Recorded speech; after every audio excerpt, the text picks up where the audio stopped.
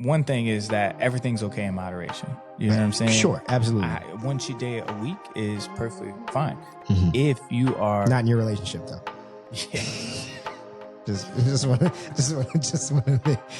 to make sure we're on the same page on that. Yeah, not in your relationship.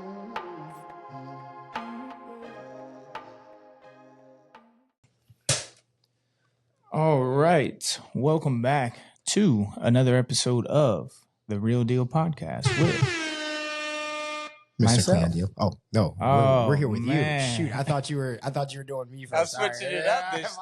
Switching it up this week. My bad. I guess we don't really plan these things, Yeah. but yeah, we got Mr. Cleon Deal. Hey, what's up, baby? How we doing? I was trying to switch it up this time because I always go over. You're there, right. but You're right. We're good. We're here, and then me, Brandon, that one guy. Yeah, no, come on. You're the guy. Don't let him fool you. Only on days that end with Y. There we go, baby. Let's go.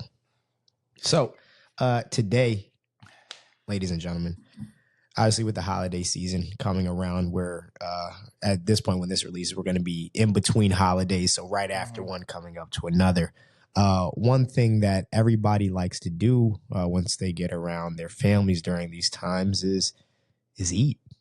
Eat a lot of food, man. Eat a lot of food that may be good or bad for you. But today what we want to talk about is your relationship with food. Yeah. We talk about relationships with a lot of other things. And we just want to have some fun with this here as well. Mm-hmm. So relationship management part 2, your relationship with food. Yeah. And this is for your relationship year long, not your relationship with food right now. Right. My 2 cents on the food around the holidays is enjoy it. Absolutely. Be a little mindful, but eat everything. You know what I'm saying? It's the holidays. You probably had a tough year. Enjoy the food. But when January 1st comes knocking, and then the summertime gets here, and that January motivation is worn off, like, what is your relationship with food then? So that is what we want to talk about through the entire year, your relationship with food.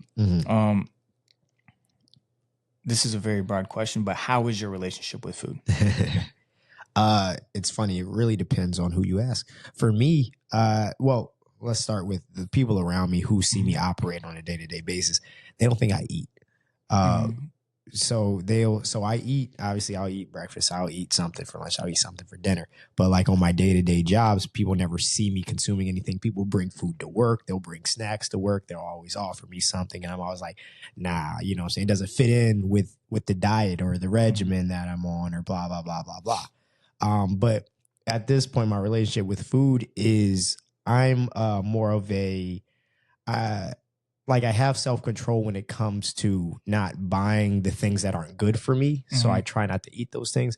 But I will say, being 100% transparent, if you put things like desserts in front of me, I will. If I see it, I will eat it. But I'm very good at not bringing it into a place for me to consume it. And that's a great rule, is that if you buy it and it's in the household, it's going to get eaten. It's going to get eaten. So the best thing, if it's something that you want to abstain from, is to not have it in the household. Exactly. Same thing with women. I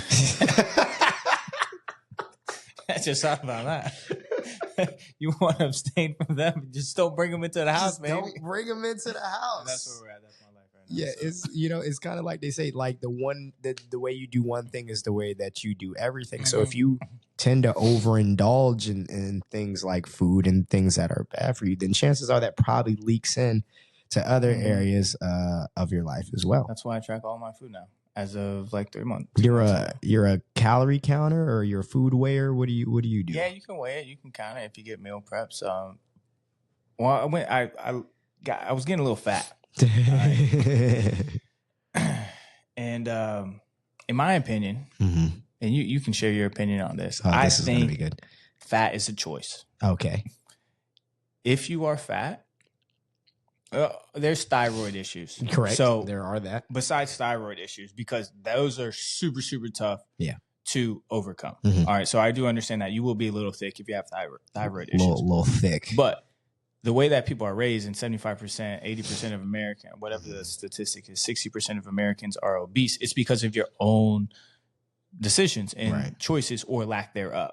So your lack of discipline and whatnot, your lack of discipline in tracking food, the lack of discipline in learning how to track food, the lack of discipline in exercise, walking, steady state cardio, all those things. So to get me back to, I think you should track food. Depending on your goal. All right.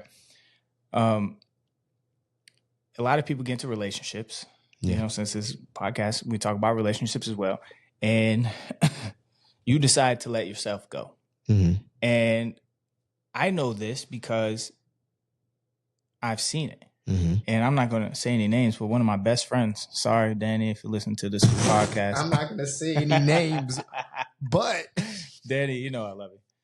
When you get married and you have kids, man, life comes at you fast. You know what I'm saying? And what happens is we hold on to these poor eating habits that we adopted throughout elementary, high school, college. Right. Because we're broke college kids, so we eat whatever's cheap, convenient, and tastes good. Chinese food and pizza, baby. Literally, I would love to stay fit and eat that every day. Oh, like it's delicious. Yeah. But you got to have discipline. Yeah. So you can't continue that lifestyle as you get older. Your metabolism starts to slow down. And once your metabolism slows down, you're going to start holding on to fat a lot more. Absolutely. So that's why you have to be super meticulous in what you put into your body. So what gets measured is managed. Right. I don't know if I said that the right way, but you know what I'm saying. What gets measured gets managed. Right. So if you're not measuring it, there's no way you can manage it. You can't just free for all food and nutrition. All right. I love food. Yeah. Burgers, steaks, ice cream, popcorn, all sweets. I don't know why, bro. Sweets kill me. If there's a pint of ice cream in the freezer and I coming home from a long day. Yeah. And I think about it, it's gone. Whole pint, done. That's crazy. So I can't keep it in the house. I get you it. know what I'm saying? So I'm not a superhuman.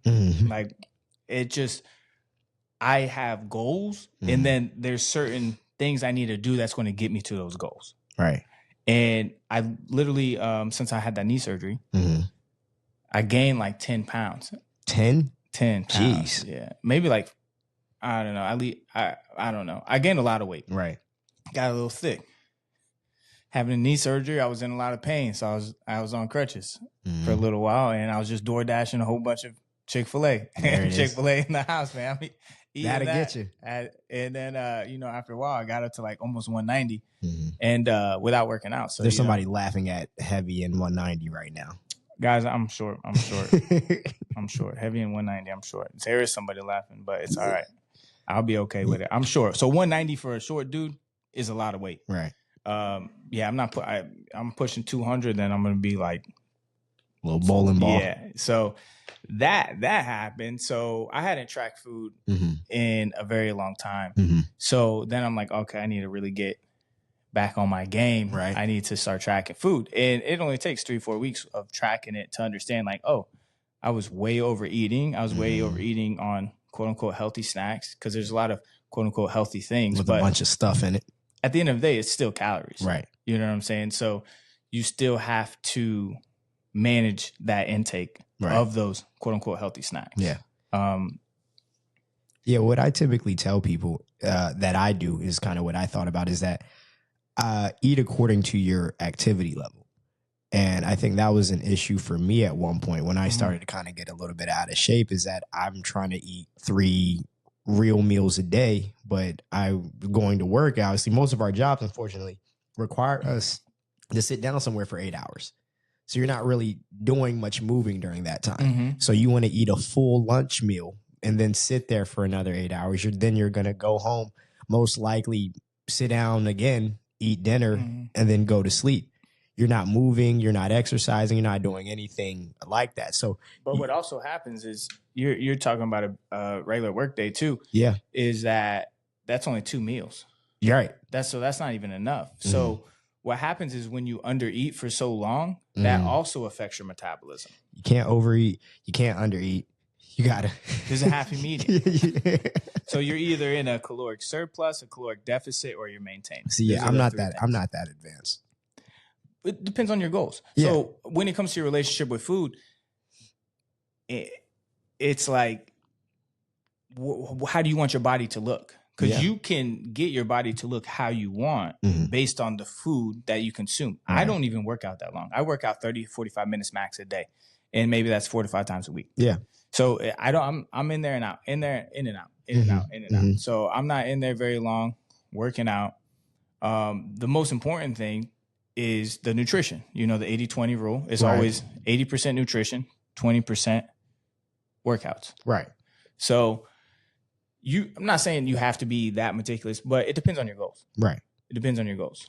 But what you can't do is binge. And it's so easy to binge.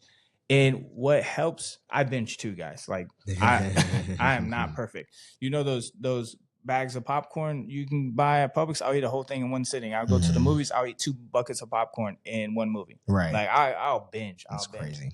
Exactly. But I know what works for me. Yeah. Exactly. And I strayed away from it for so long because when I learned to count macros, and macronutrients is just the amount of fats, carbs, and proteins that make up the calorie. So it's like one carb is 4 calories, one protein is 4 calories, one fat is 9 calories, right? And that creates it. So those are the main things that you track. So these are the things that you think about when you eat. Yeah. Yeah. So those are the things that you track to get your goal. Because if I'm not tracking and I'm quote unquote intuitively eating, I'm gonna binge. Yeah. So I know what works for me. So and you have to focus on that. Yeah. Or I'm gonna binge and I'm gonna gain weight. So yeah, my method is usually to try to stay away from bread and fried foods. And then obviously if I'm not going to be working out, not to eat too heavy. That's literally what mine is. But I do reward myself. I killed some McDonald's last Sunday. I killed some McDonald's. Bro, I love McDonald's. Okay, what you guys got to say about according that? To Chad Ochocinco, McDonald's is the best meal you can go and get. Oh my God. I had 2 quarter pounders, McChicken, 10 McNuggets, and double cheeseburger.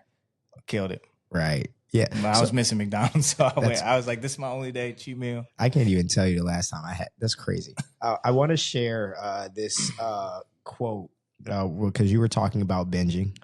So there's something that kind of coincides with that called gluttony.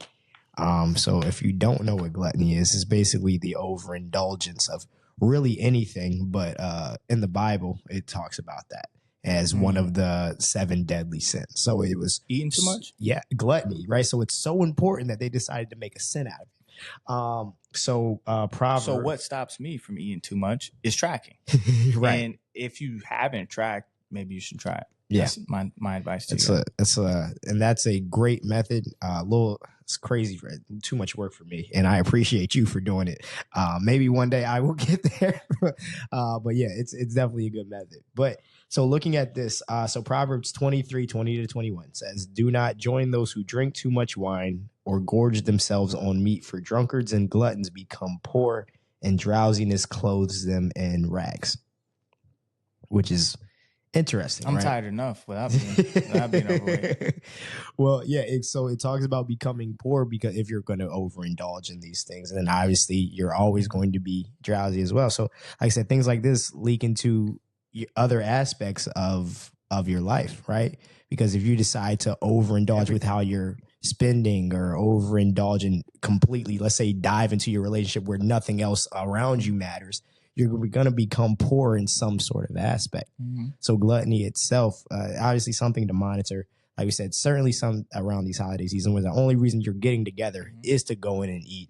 Remember about how you're going to feel about it after. I've eaten some meals where, like, at my job, we'll have like a food truck Friday, and I'll try to support it because, you know, people like when they come there. But recently, as I've eaten these meals, my body won't be regular for like the next 3 days. Like my whole metabolism is going to be messed up. I'm going to feel full for 3 days. My mouth's going to be dry. Like if I eat too much salt or too much sugar, my mouth dries out. Like I'll go to sleep and my mouth. You could take a food test to like see how certain food affect you as well. Is that a thing? Yeah, Food take test? food test. Oh my gosh, there's a lot of things. Yeah, you're advanced, man. This is what you talking. I don't know anything about this. Well, also a reason that you would feel that way is you undereat for so long, so you just don't get full fast. So what you need to do is your metabolism is slow right now. So what you need to do is force yourself to eat. That's crazy. For long periods of time. So you essentially need to go back into a surplus to speed up your metabolism and then go back to a maintenance, which would be like work up to like 3,000 calories a day, keep your protein, fats, and carbs higher, and then slowly work it back down to a maintenance, and then your body's gonna start burning fat easier for you. So I guess this is a good question for you then, being that you do all these things. What's your goal? What are you striving? Maintenance. Just maintenance. Yeah, maintenance. Yeah. I just go to maintenance. So I do like 2,200 calories a day. You always want to keep your protein. So protein at grams at the body weight that you want to go to. So I just keep my protein at like 175. If I go to 190, no, I mean like your fitness goal. Like as at the end of all this, is it like just stay in shape? Just to stay in shape, stay healthy. I'm not looking to be the strongest, biggest, fastest person in the room. I'm just looking for appearance, aesthetic purposes. Yeah, that's my thing. I just want to look good without a shirt on. I just want to look good without a shirt. I want to feel comfortable enough because body dysmorphia is a thing too. And I realized that I have that by looking at old pictures of me. I'm like, dang, I was that shredded. And then I'm like, oh, but at the time I thought that I wasn't. And now I'm like looking at it, I'm like, dang. So everybody has some sort of body dysmorphia as well. But basically just wanting to feel comfortable in my own skin. Because the only person that's got to live here at the end of the day is me. So, the tattoos help. but basically for longevity, and I want to have kids one day, and I want to beat their butts and everything. You know what I'm saying? Like they're not going to be better than me in anything. I hope that they are, but they're going to need somebody that can push them. You know what I'm saying? So I need to stay in shape, look good, and perform athletically. Yeah, I think that's super important about reason. Like building those good habits now before you decide to go and have kids and get married, so that way you're already in a certain routine. Because whatever you do now, apparently I don't got kids or a wife yet, but what I hear is that you're gonna feel like doing way less of whatever it is that you're doing now. So if you're gonna be work down from here instead of having to work down from here. So that way obviously you still get to maintain. Right. And then obviously, if you're already in that mindset, you'll probably going to try to carve out time and carve out days to make sure that you're hitting those things and make sure you're staying on top of that as well. So usually what happens when you develop these bad habits and you don't unlearn them when it comes to your relationship with food and your lack of discipline to do a physical activity is you become unhealthy or something bad happens. So let's say 10 years down the road, you're 100 pounds overweight. You develop some sort of diabetes, or I have a buddy now who's, even my age, had ruptured a herniated disc or something that shouldn't be happening at this age. You know what I'm saying? He's not overweight or anything, but you still got to work out to keep everything strong. Right. But let's just say in 10 years from now, you have a family, a wife, kids, and you're too fat to do anything with them. And now you have all these health issues, but you have all this money. How much money are you going to spend to have the body that you have now? So it's like you would get rid of essentially all of it to be healthy again. So that way you can actually live a life with your kids and family. So it's something that you got to take control over before it takes control of you. Or take control of you. Yeah, let's talk about where this originates. Right, so I think that your relationship with food really comes from where you come from. Right, so culturally, especially, in the in the more ethnic communities, African American, Hispanic. I love Hispanic food. You know what I'm saying? It's Cuban food. It's you create a relationship with heavier foods in the African American community, fried foods. Everything has a lot of sugar. Selling insurance, boy, they'd be whipping up fish and grits at the end of the day. Tastes so good. Amazing, right? It tastes great, right? Fried foods, anything with a lot of sugar, a lot of salt. it tastes phenomenal, and that's what you grow up on, and that's where you build a habit of eating. And if it doesn't taste like this, it doesn't look like this, it doesn't smell like this, then I don't want it. And then obviously it has an effect on your body. And then you have high salt levels, high sugar levels, you have diabetes, and now you're obviously overweight, whatever the case is, because of where you started. So culturally, sometimes it's like, for us, obviously, we're kind of working from behind in that aspect, obviously in a lot of other aspects as well, but working from behind in that aspect, because of that's where the baseline is. So you have to unlearn that, hey, this isn't the only type of thing that you should be eating. I see your wheels turning. They're going. Because I understand what you're saying. One thing is that everything's okay in moderation. You know what I'm saying? Sure, absolutely. One cheat day a week is perfectly fine. If you are not in your relationship, though. Yeah. Just want to make sure we're on the same page on that. Yeah, not in your relationship. Got to grow up. If you made me lose my. If you're measuring it throughout the week, right? If you're managing it, if you know exactly what's going into your body 6 days out the week, the amount of fats, carbs, proteins, right? You're going to still hit your goal. And there's a thing that's called dirty bulking. So if that's your cultural thing, then you just need to learn how to still count it. You're going to be having way more carbs. But if you go work out and you still track it and you still hit those macros that you're supposed to hit, so the amount of carbs, fats, and proteins, so let's just call it calories. So just hit the total calories.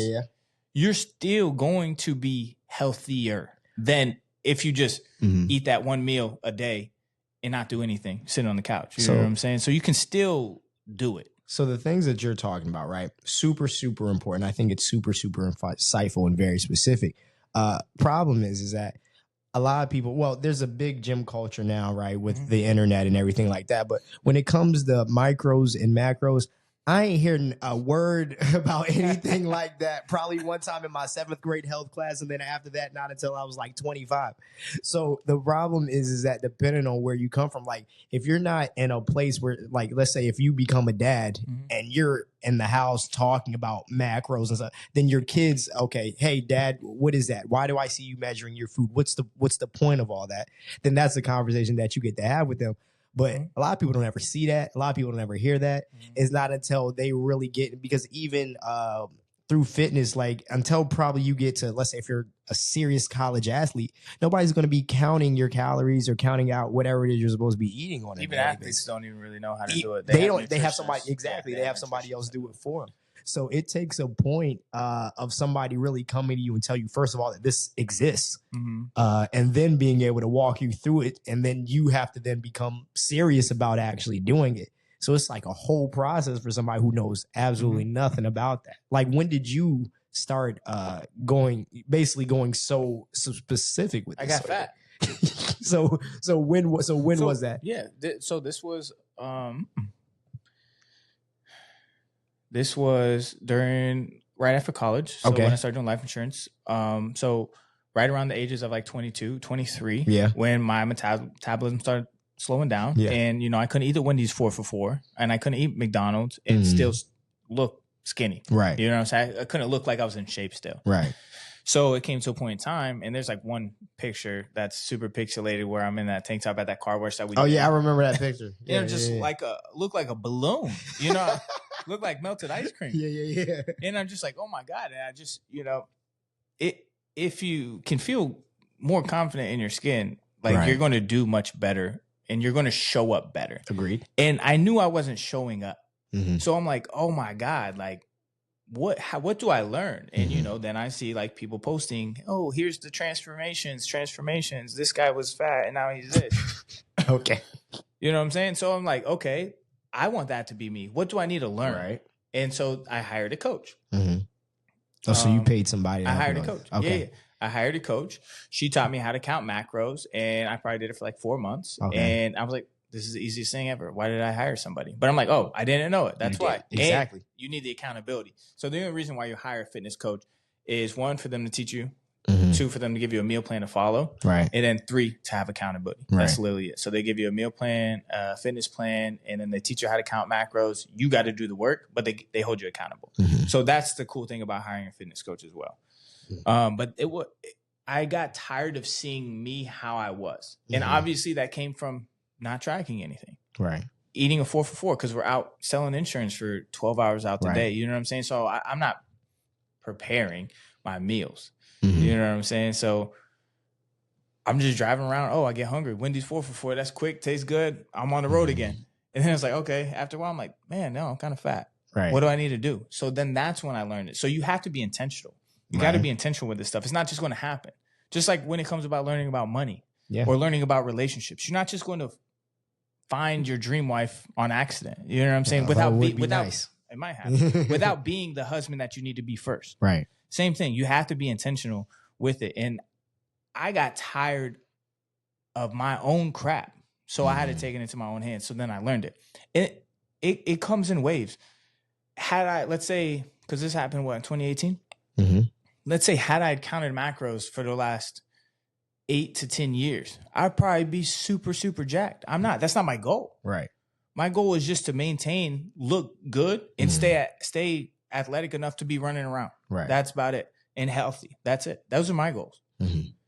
What are your goals? If you want to be chubby, sure. If you want to be thick, sure. But you don't want to be fat and unhealthy because it's just going to continuously compound. When you're 35 and you have a wife and kids, you think your wife wants to get in bed with the guy who gained 50 pounds in 10 years? It certainly creates. She probably thinks she stayed the same size. Come on now. She may still love you. She'll still love you, of course. Yeah. It's not going to be as good as it once was. Yeah, it certainly would put a damper on the relationship if part of the attraction was that. You're basically adding a third person to the mix because you gained so much weight. So I think another good question, really, because how we interact with food also goes into what you see it as. So some people use it as a coping mechanism, right? I do too, bro. It's so good. Yeah, as a right. They have a whole genre of food called comfort food. Comfort foods are delicious. It's literally there to make you feel better. They're so comforting. And what I have to say about that is eat those comfort foods.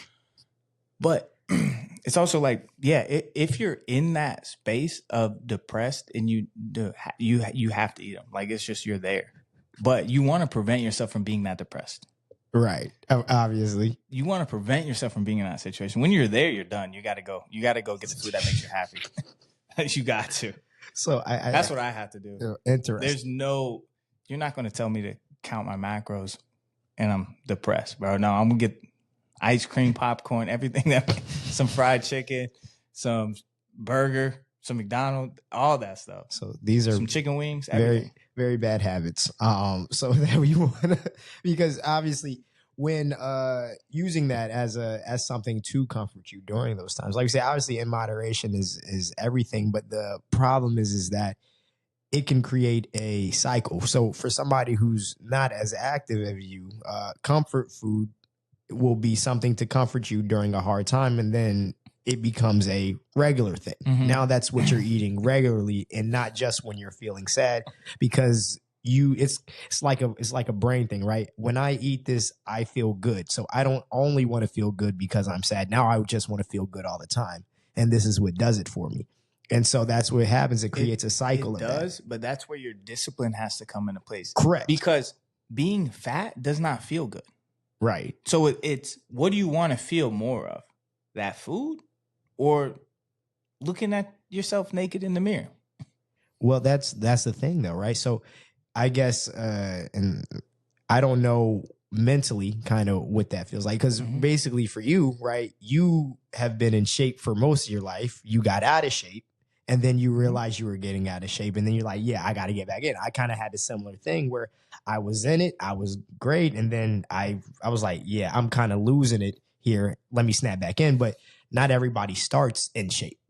So for them, that's normal. So for us, being in shape, toned, is our normal. That's our home base, basically. So we're always trying to get back to that. some people didn't start there. Yeah, same way as like not everybody is born into money, but it's up to you if you're going to make it or not.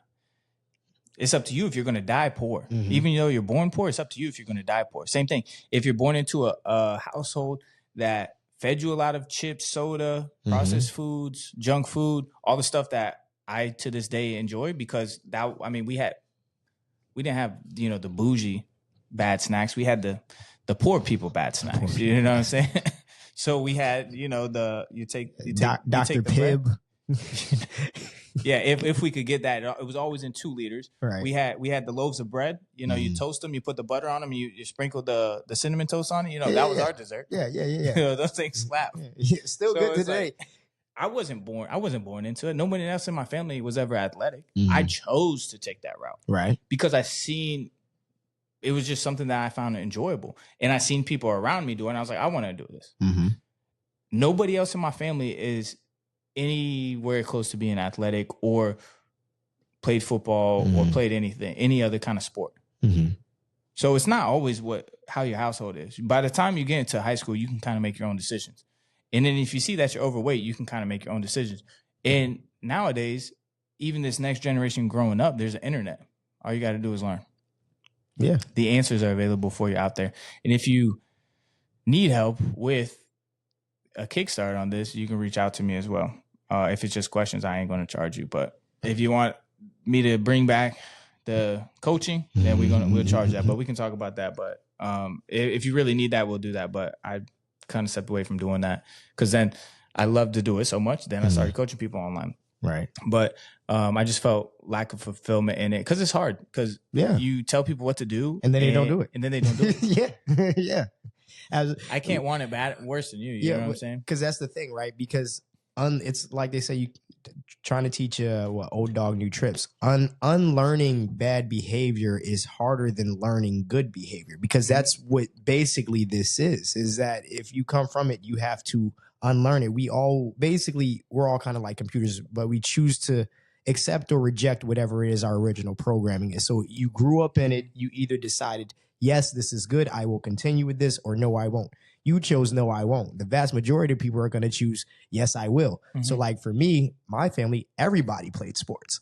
So that was what my baseline was, right? My whole family, all my brothers, we all played for the same Salvation Army football team.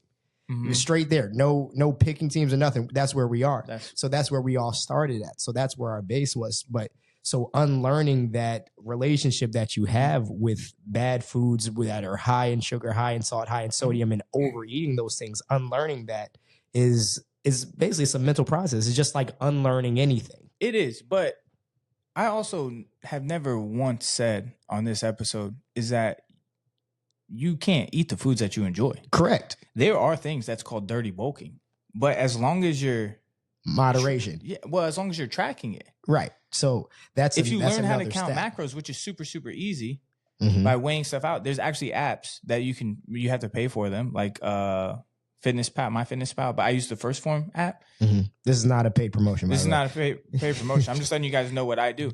But you could literally, there's stuff that like, if it's already bought from the store, you can just scan the QR code and it loads right up into it. So it's a lot easier than a lot of people think. It's just about being intentional and taking time to do it. Right. Because you can eat whatever you want. So if you like chicken, rice, those 2 basic things that I just said. If you like tacos, hamburgers, all that stuff, you just measure it out, add it to the app, and you still track it. You can still eat all those fun foods. Right. The problem is a lot of the time what we tend to do is we'll indulge and binge on the bad foods, and then we won't eat enough of the good foods. And what happens with that kind of relationship, and I know because I've been there, because then you think, I just ate that whole cake, I shouldn't eat anything for 2 days. But now you're just slowing your metabolism down. Because you're eating 1 meal a day, your metabolism is going to start slowing down. So now you have to do what's called a reverse diet, and you have to reset your metabolism and speed it back up. Right. And how do you reverse diet? You just eat more food, meals, whole food meals with a balanced. So diet. with proteins, which proteins would be like your meats, chicken, fish, all that kind of stuff. Fats would be like your oils, avocados, cheese, and then carbohydrates. We all know what carbohydrates are because I love them to death. Popcorn, bread, everything, right? You know, all the good stuff. You know what I'm saying? But yeah, and if you're feeling like that, if you're feeling like you're under eating and you're not eating a lot and you're still gaining weight or not being able to lose weight, it's because your metabolism is slowed down and you need to reset it. So easy way to do it if you don't want to track food is eat 3 meals a day, breakfast, lunch, dinner. Have a handful size of protein, fist side fats and carbohydrates 3 times a day. And then have like anytime you go and eat a snack, make sure that there's protein involved with it. So if you're like, oh, I want these chips, make sure you have protein yogurt. There's yogurt with like 25 grams of protein in it nowadays. So just have one of those with it. Any kind of snack that you do, even if it's good or bad, just add protein to it. So that way you're hitting your number. So I think that also kind of part of the difficulty, and you probably know a little bit better than I do, is eating healthy is also expensive. From what I've so is seen. doctor visits. Sure. Your health 10 years down the road is going to be expensive. Correct. So, but that's kind of the thing, though, right? So you want to pay now, you want to pay later.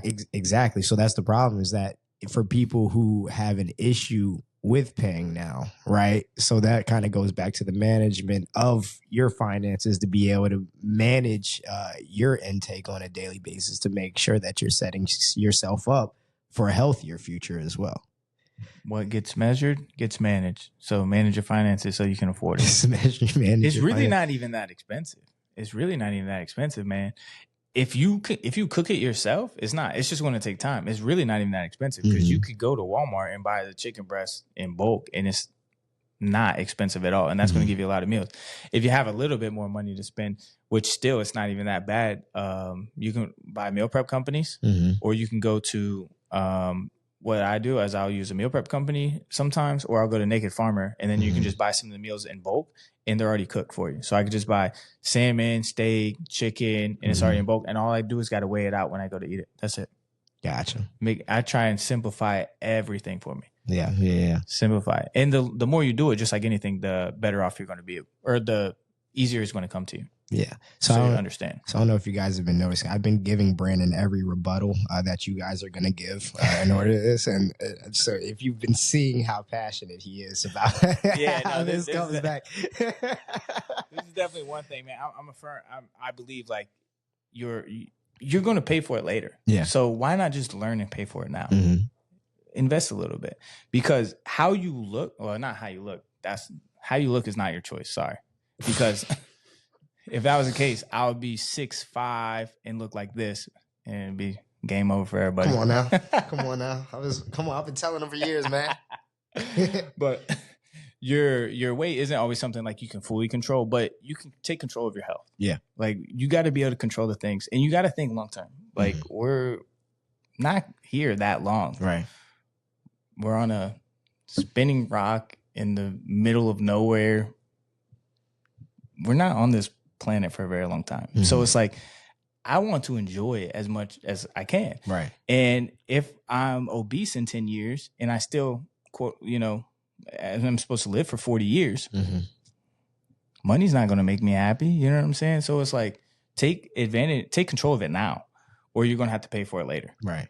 That's my 2 cents. Well, a lot of cents. Yeah, I was going to say, there's a little more than a little bit more than 2 cents, man. A little bit more than 2 cents. Sorry, I kind of got carried away on this topic, but if you have, it's like, I love food. So you can also find, it's not going to taste as good, but you can find there's so many alternatives out there today as well for like sweets. I have a bad sweet tooth. So it's like, ice cream, you got Halo Top.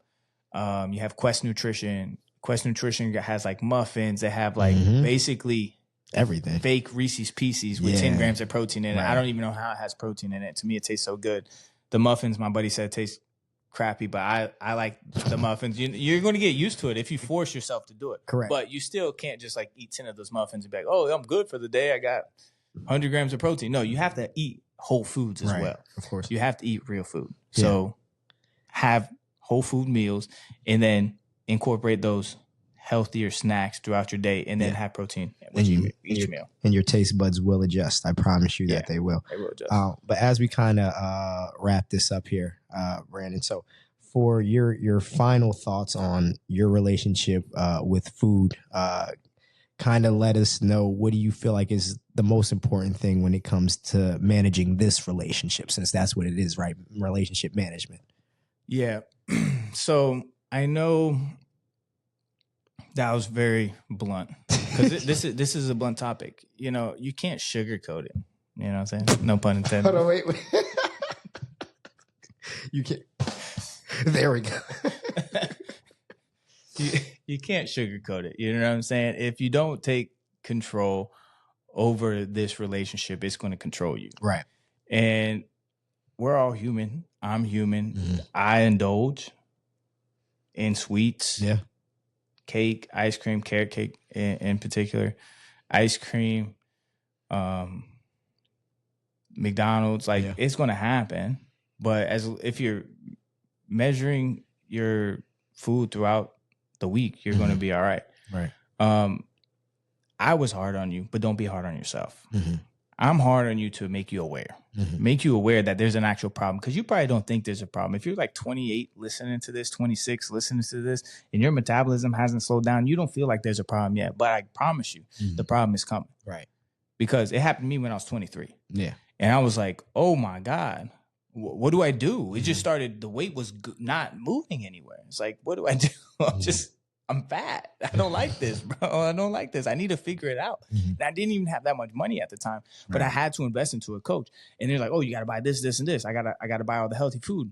You know, I had to do it. I had to figure it out, because I did not want to continue to gain weight, because it was not going away. Mm-hmm. I'm like, didn't matter if I was working out longer, harder, doesn't matter. Right. So don't be as hard on yourself for wanting to enjoy those foods, but the more you track things, the more you know, like, oh, I can only eat a little bit of this. Right. And measure it out. Yeah. Around the holidays, enjoy yourself. Enjoy yourself. But understand, you got to get it together. If you don't already have it together, you might already have it together. But there's a time and a place. The holidays, don't think about what I'm talking about right now. Think about enjoying that time with your family and enjoying the food. So what do you got on this? I'll leave it with a quote from Musonius Rufus. That was a mouthful. No pun intended. Gluttony is nothing other than lack of self-control with respect to food. And human beings prefer food that is pleasant to food that is nutritious.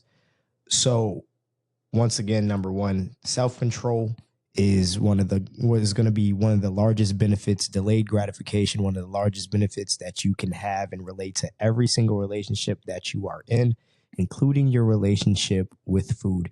Have some control when it comes to it. Like you said, what is measured is going to be managed. Yeah, what is measured gets managed. Make sure that you're managing it accordingly. Enjoy what you want to enjoy, but make sure at the end of the day, you're setting yourself up to live an enjoyable life. Because at some point, you're going to get old, and the older that you get, with the more weight that's on you and the more unhealthy you are, because even if you're not overweight, you can still have diabetes, high blood pressure, and things of that nature. So the more unhealthy you are, the harder it is going to be later. It's going to be harder for your loved ones, because they're the ones that's going to have to take care of you when they gotta, chop your foot off or something like that, because you decided to not take care of yourself now. So the best time to start taking care of yourself was however many years ago. Right, the next best time is right now. So manage your relationship with food accordingly. Hopefully this helps somebody. But lastly, and most of all, enjoy the holidays. Yeah. Thank you guys for tuning in. If you have any questions on this topic, definitely feel free. He won't yell at you like he did here, I promise. We'll see you guys on the next episode. Thank you so much for tuning in.